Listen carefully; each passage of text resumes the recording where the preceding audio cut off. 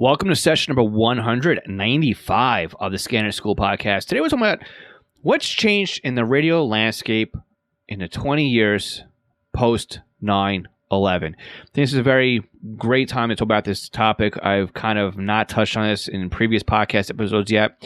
And what we're going to talk about today could be directly related to 9/11, but also lessons learned since. Again, 20 years is a long time for a lot of changes. I mean, a lot of changes happen within 20 years.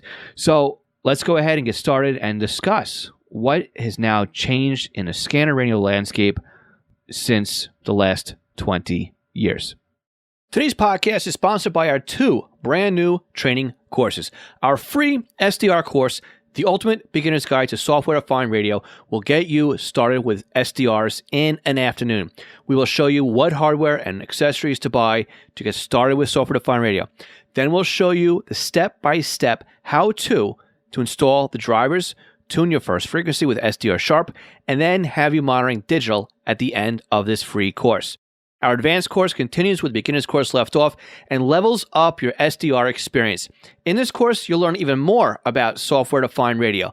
We will show you how you can substitute an SDR for your high-end digital scanner, how to monitor HD radio, monitor trunk systems and overhead data with Unitrunker, and even how to monitor all the talk groups on a system and never miss a beat with SDR Trunk. You can sign up for both courses at courses.scannerschool.com. Before we start this week's podcast, I'd like to take a moment to thank our Patreon supporters. Patreon is a month-to-month sponsorship platform. We have 3 different support tiers, each with different benefits. But the most valuable tier is our $5 a month tier. This equates to sponsoring the podcast for about $1 per episode. Now, not only do our $5 Patreon supporters receive the podcast early, but they also receive a commercial-free version of the podcast delivered directly to their podcast player. Some may say that the included squelchy sticker pack that is mailed to your home is the best benefit of the $5 level, but I think it's the community or the club that is growing at this level. You see, we meet once a month on Zoom and we have a roundtable discussion about scanning, ask questions, offer advice. Some of the members are answering other people's questions, and we just talk with our fellow Scanner School classmates. This is an exclusive group for our $5 Patreon members. Now, again, if all this wasn't enough at that level, you'll also receive discounts to upcoming Scanner School courses and offerings. Now, you can help support Scanner School by going to www.scannerschool.com/Patreon or www.scannerschool.com/support.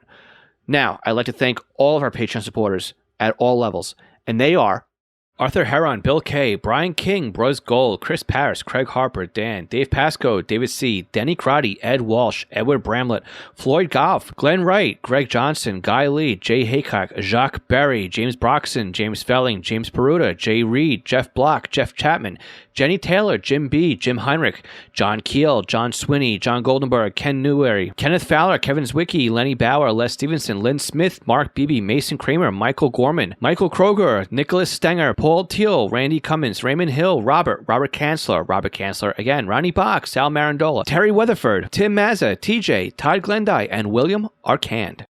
Now let's start the podcast. Welcome to The Scanner School, a podcast dedicated to the scanner radio hobby.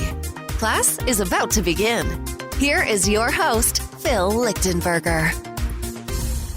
Welcome to Scanner School. This podcast is here to teach you everything to know about the scanner radio hobby. My name is Phil Lichtenberger, and my amateur radio call sign is W2LIE.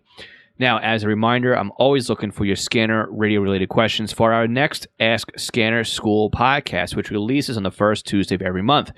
You can submit your questions via voicemail at 516-308-2885 or by using our SpeakPipe voicemail link, or over on our email format, scannerschool.com/ask. So it is very hard to believe that it's been 20 years now since the terrorist attacks have happened here in the United States. So we're going to talk about how the events of 9/11 changed the way that we now scan. And again, it's been 20 years. A lot of things happen in 20 years now. Is everything here directly a result of what happened at 9/11? No. A lot of these things were already in place, already had to happen, or probably would have already have happened anyway. But it's been 9/11 that really brought to light some of the changes that had to happen. But it's not only 9/11 that was the catalyst for change. We also had Hurricane Katrina, which happened just 4 years later in 2005. Now, 9/11 was basically proved there was a problem with communications at the local level. Now, if anybody was listening live back in 2001 and you were listening to the events unfold basically on FDNY or NYPD during the day or any other responding agency, you'll know there was a lot of issues with units keying up over each other, dispatchers getting information across, even the fact that the towers were compromised and unstable wasn't really able to make it out to those people who were responding. I mean, would that have stopped people from running in anyway? On a personal level, I believe that these people were heroes, and they would have, even if they knew what was going to happen, they still would have run in to try and save lives, right? But the idea of the fact that information could not make it down to the responder level was eye-opening and really put focus on a problem that was one of those deals that's like, hey, we know there's a problem here. We know we have to eventually address it. We'll address it, right? But nobody ever really puts the plan into place. So now we've had a catastrophic event on soil here in the U.S. that really said, hey, we have to do something here. So we all basically remember the destruction of the Trade Center right here in New York City. I mean, I live in Long Island. I'm about, to give or take traffic, 30 to 45 minutes east of the Trade Center. When I was working for the paging company as a field tech, we used to align our ground links, our antennas, to the Trade Center by eye because we could see them over in the distance. So that's how we set up some of our linked stations. Many were over by satellite, but there was one frequency that came in off of 72 megahertz off of the Trade Center.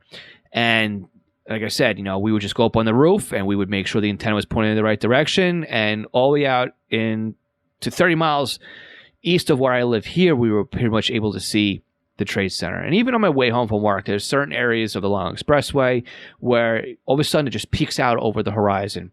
Anytime you drive into the city or over the city, you cross over the bridges, right? The Trade Center was right there. It was always something that was very visible and was always something to me that always existed, right? Because I was born in the late 70s. So to me, the Twin Towers were always there. Now, besides the destruction that happened right in New York City and the two planes that were required to take it down, American Airlines Flight 11 and United Flight 175, we also had a couple other planes responsible for all the destruction as well, right? It was American Airlines Flight 77 that hit the Pentagon, and also Flight 93 that was overpowered by passengers and nosedived into the ground in Pennsylvania. So all of these, again, remembered 20 years ago, just within the last couple of days of publishing this podcast episode when you guys are listening. Still future events right now as I'm recording this. Hurricane Katrina, right, came ashore in Florida in 2005 as a Category 1 hurricane on August 25th, 2005. After crossing over land, the storm was downgraded to a tropical storm, but quickly regained its strength in the Gulf of Mexico and regained and made it to a top Cat 5 hurricane. Katrina made its way into land again as a secondary landfall in New Orleans, Louisiana. It was officially declared a Category 3 storm as it made landfall, but one thing to remember is that landfall is when the eye of the storm hits land, and the power of that storm extends outwards from the eye, right? So even though we had a Cat 3 at the time the storm's crossing over and making landfall, the effects of that storm reach a lot further than just the eye wall, right? So the winds, the rain, the push of the tides, right? The push of the water, this all happens outwards from the storm. And again, Category 5 storm max wind speeds were around 175 miles an hour. Category 3, which is what it made landfall at, is 125 miles. Again, the strongest winds being at the center of the storm. So remember, lots of destruction, lots of issues going on, lots of roofs, lots of flooding, right? Lots of roofs being pulled off of homes. Don't want to get into politics here. That's really not the point of this here. And again, just to put in perspective right now, as I wrote this podcast session, Hurricane Ida was still out in the Gulf of Mexico. Right now, as I am recording this session, Hurricane Ida is making landfall in Louisiana. Okay? This is all repeating itself now. So whatever happens, you guys will know basically before you listen to this, but after I record it, right? So a lot of things are going to happen now in the next couple of weeks, and most importantly, hopefully the next couple of days, where we do see, right, lessons learned from Katrina and 9/11 when it comes to the rescue efforts of what's going on now, or what had happened with Hurricane Ida. Again, it's present and future tense for me, but you listening, it's all past tense. So again, we're not going to point fingers here or look at a political party or political figure as to what happened with what happened with Katrina and communications on it, right? It's not the point of the podcast. The point here is we're talking about what's changing in the spectrum, the RF landscape, what it means to us as a scanner radio listener. And again, what is making it so that other agencies now can communicate and talk to each other and get the help they need and disseminate information so that it goes directly to where it needs to go. Now, the FCC on their website talks about in 2008, right, the FCC auctioned licenses for use in portions of the 700 megahertz band for commercial purposes, right? Mobile wireless service providers had already begun using the spectrum to offer broadband services for smartphones, tablets, and laptops and other smart devices. But in 2012, U.S. Congress enacted the Middle Class Tax Relief and Job Recovery Act of 2012, also considered the Spectrum Act. Now, this directed the commission to allocate the D block, which is from 758 to 763 megahertz, and also 788 to 793, to public safety for use in a nationwide broadband network. And also, it formed the First Responder Network Authority, which is FirstNet, as an independent authority within the U.S. Department of Commerce. FirstNet is charged with the responsibilities for deploying and operating a nationwide public safety broadband network and will hold a license for both the existing public safety broadband spectrum and the reallocated D block. Allocate up to $7 billion to FirstNet to construct this nationwide public safety broadband network. Now, let me just say this as well. I work for a 3-letter cell phone company that is responsible for deploying FirstNet spectrum.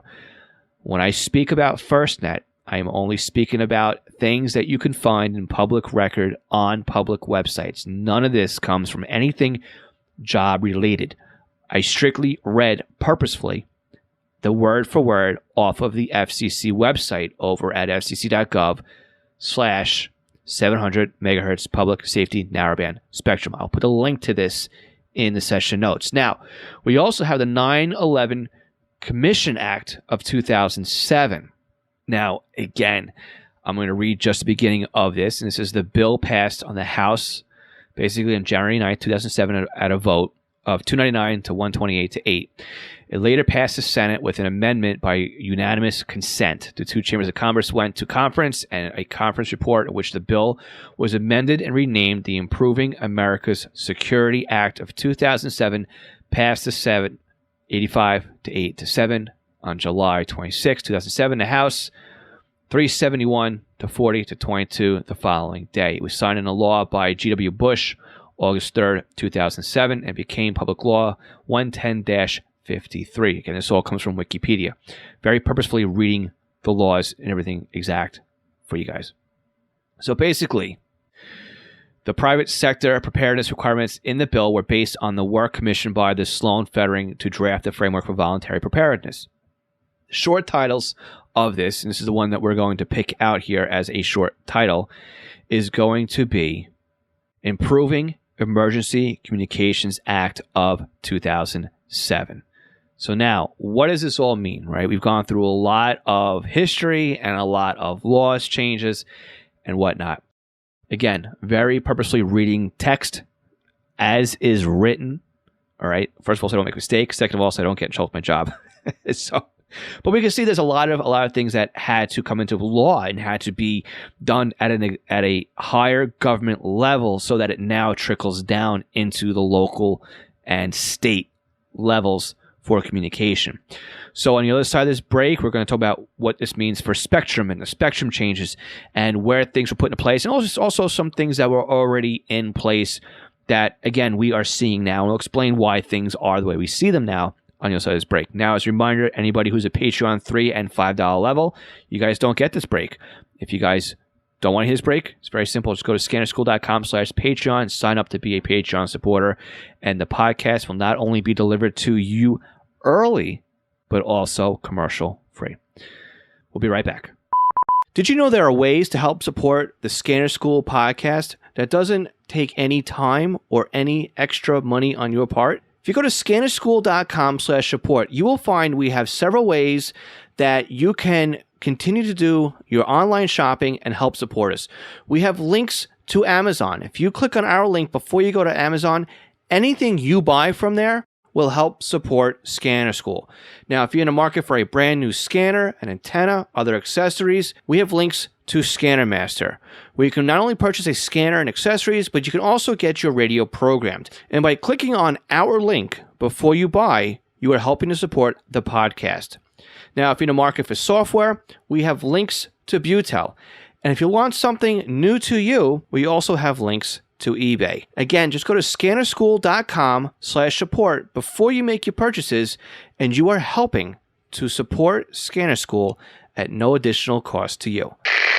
This session of Scanner School is sponsored by East Coast Pagers. Now, East Coast Pagers is one of my online companies, and we are Unication, Apollo, and Swiss phone dealers serving the North American market. Now, if you're looking for a personal use pager or one for your department, we can get you a quote at the very best prices. So why does a company like East Coast Pagers support Scanner School? I think that every scanner radio user should at least put one pager in their collection of radios. The reason why is very simple. It frees up your scanner to just do scanning, and then you have one radio that's dedicated to your local fire activity. Now, with a pager, you can have voice storage. You can do tone outs. You can keep it silent. You can go back the next day and listen to what you've missed overnight. It's more than you can do with an out-of-the-box scanner. And with today's pagers having multiple frequencies and even having multiple channels in a scan list, like the Unication G1 can do 8 channels in a scan list. It has 64 memory channels, and out of the box, it comes with 11 minutes of stored voice and a desktop charger. The G2s to G5s, they do P25 Phase 1 and Phase 2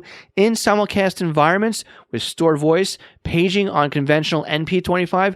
Oh, and they're upgradable too to DMR Type 1 and Type 2. They are more rugged than today's consumer-based scanners. And with a pager like a Swiss phone S-Quad, you won't even realize you're wearing one. It'll help keep you informed as to what's going on in your neighborhood. So again, eastcoastpagers.com or contact me directly, phil@eastcoastpagers.com. Do you have a new scanner? You're having problems understanding how it works? Maybe you're new to the entire Home Patrol database of programming and you can't figure out Sentinel. Did you get a new SDR and you're trying to figure out how to install it? Or you want to learn how to use Unitrunker, DSD+, maybe set up a PieAware, or even just make some changes and you don't understand how the system and the equipment works? The podcast might be great for you, but maybe you need a little bit more of one-on-one help with setting something up. I'm available to do just that with you with our private tutoring sessions. You can book me online by going to scannerschool.com/consulting for a 1-hour session. And it's great because we can actually share computer screens remotely, and I can guide you through step by step as if I was sitting right next to you. So again, book me for an hour at scannerschool.com/consulting for your scanner radio one-on-one tutoring session. National Communications Magazine is your personal library of scanner, CB, GMRS, FRS, MURS, and two-way radio articles written by the best minds in the business over the past 3 decades. Your NatCom personal online access account allows you to download the newest issues of America's Hobby Radio magazine, as well as back issues too. So visit natcommag.com to download your free sample issues and sign up today. That's natcommag.com for National Communications Magazine. Okay, so in February of 2006, the U.S. House of Representatives voted 216 to 214 and approved a budget package that would require analog television broadcasters to clear the 700 megahertz airwaves on a date of February 17th, 2009. Now, this was signed by G.W. Bush, and the transaction package was was passed into law and approved a $1.2 billion in funding for public safety communications. So I'm going to paraphrase what actually this states. So basically, the introduction of the Advanced Television Systems Committee, that's the ATSC, Digital Television Standard in 1998, provided an opportunity for change. Digital ATSC channels use approximately 1/6 the bandwidth as their analog National Television Systems Committee counterparts. Now that's the NTSC. So digital TV basically uses less bandwidth and also gives you higher image resolution, and also you get some other sub-channels and other stuff that's available with digital TV, right? As like listing guides and whatnot. So what basically happens is we have TV from channels 2 up to 69 basically, and now they get compressed now down to 2 to 51. Okay, so we're shaving off a couple of TV channels here. So with that, channel 51 has now become a guard band channel, basically. It's a channel that will remain vacant because it butts up against the A block of the 700 megahertz band. So basically, we're using channels 2 to 50 now at this point. So channels 52 to 69 have now been reallocated. Channels 70 through 83 are now part of the land mobile radio system, basically, which is public safety and trunk system. And this is where now we are seeing reuse, basically, in our public safety spectrum, right? When we look now at many trunk radio systems, we're getting frequencies in the 700s, right? Well, where do these channels come from? Where do these frequencies come from? It's all from the reallocation of analog TV, where they're taking all these old analog channels, and when they compress them down into digital, they sent them south down in the spectrum, basically, reclaimed all of these frequencies now for public safety use, again, auctioned them off, made a bunch of money off of it, et cetera, right? So this is now why we are seeing tons of trunk systems being deployed. Again, APCO 25, because in order to be able to get grant and get money, right, they've got to be P25 systems. Again, P25 is very important for interoperability because, again, that's one of the standards now that is supposed to be being used, right?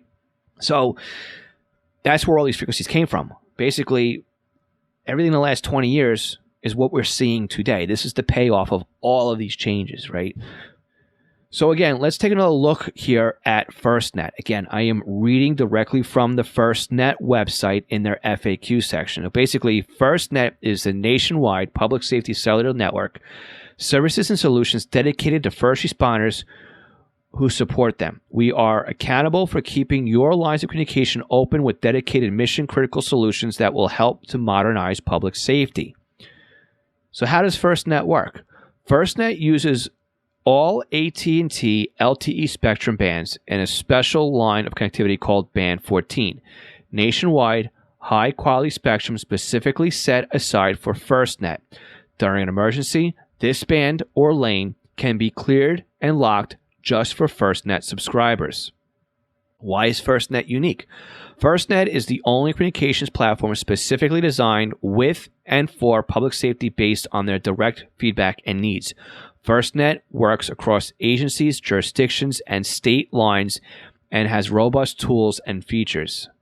Finally, what role does AT&T play? AT&T is the official private partner behind FirstNet. AT&T is working with the First Responder Network Authority in an independent government agency to design, build, and evolve FirstNet for the next 20 plus years. So again, now you have a little bit of an insight as to what it is I do on my day-to-day job role and why I haven't yet talked about FirstNet, okay? Again, everything I'm talking about here comes directly from their website. There is nothing I am speaking of that is actually what I do day-to-day or anything else that I may or may not know about FirstNet due to my work job, okay? Everything I've spoken about, again, has come from the website. So we now have 700 megahertz trunking systems. We have 700 megahertz FirstNet spectrum, right? That's on a commercial carrier. We've got now an interoperability guide, right? This is the National Interoperability Field guide I talk about several times on the podcast. This is the NIFOG booklet. The National Interoperability Field Guide is a technical reference for emergency communication planning and for radio technicians responsible for radios that will be used in a disaster response. Basically, it outlines alpha tag, frequency, use, PL codes, modes of transmission, whether it be analog or digital or simplex or fallback for a trunk system, right? It's all spelled out in the Interoperable Field Guide. And in fact, many agencies use channels right out of the field guide for simplex or car-to-car. Think about radios that are on an 800 megahertz trunk system or a 700 megahertz trunk system. Instead of having a talk group set aside for point-to-point, they may actually go over to 8TAC1 or 8TAC2 or VLAW1 or VLAW2 as a point-to-point or simplex channel. Primarily because they're already programmed in the radios, and secondly because it gets them off the trunk system so that they don't tie up resources to find out what they want for lunch or dinner, right? So the other thing we need to keep in mind right now is, again, it's the end of August of 2021, and we are due for NIFOG version 2.0. So if you have version 1.6, be or expect to see NIFOG 2.0 drop really soon. It's supposed to be out the summer of 2021. I don't know if they're going by the calendar summer, celestial summer rather, or by the unofficial start or end of summer. But with Labor Day coming up in a couple of days here as we record it, or has already passed since you guys are listening to this, that has to be seen here. So again, version 2 may already be out by the time you guys are listening to this podcast recording. So in summary, in the last 20 years, we have seen a lot of things happen post 9/11, post Katrina. Maybe we'll see some lessons learned post Ida. Again, we'll see that in I'm sure the next couple of weeks and months, probably after you guys listen to this podcast episode again. And again, we had Superstorm Sandy roll through here Long Island back in 2012, and a lot of the frequencies that I noticed were in use were actually part of the NIFOG listings. We had the National Guard roll in, and we had a lot of black helicopters roll through that you don't want to see, right? A lot of with the doors open and people surveying a lot of the damage. I saw plenty of those informations flying overhead as well. So the NIFOG does work. It's great that we finally see documentation and a play-by-play book on where agencies should be and how they should communicate across not only the local level, but across county levels, across state levels, and across national levels as well. Another great example where NIFOG could have been used is in a COVID environment, right? We've had multiple agencies roll in and do support during COVID. And I'm sure we're seeing it in some other hotspots across the nation and the world as well. So again, hopefully, as I'm recording this, again, Hurricane Ida is making landfall right now, and we'll see how that goes. And again, you guys already know. So lots of changes post 9/11, lots of changes post Katrina, lots of changes probably post Ida. But we all learn, and this is why, again, we are finding 700 megahertz systems now pop up and be deployed and be part of trunk radio systems. And again, why they're all APCO 25 is so they can all get their grants. So again, want to take a moment here to remember those lost during 9/11 20 years ago. Again, something that is very near to my heart just based on the fact that, how close it hit to home. And there's many street signs here that have memorial name changes to the streets due to those who have lost lives. And definitely surprised to see it's been 20 years at this point. So with that, we'll end the podcast here. Hopefully you guys have learned something and you've seen the change in landscape. And again, we could say it's been 20 years. It's just been 20 years. That's just a change, natural change of evolution of band planning. Or we can say, yes, that there's been lessons learned, and that's why these all changed. So with that, we'll just sign off the podcast here. I want to say thank you all for listening, and we've got a great interview next week, so make sure you subscribe to the podcast so you could check out that interview as well. My name is Phil Lichtenberger, and this is Scanner School. We teach you everything to know about the scanner radio hobby. 73.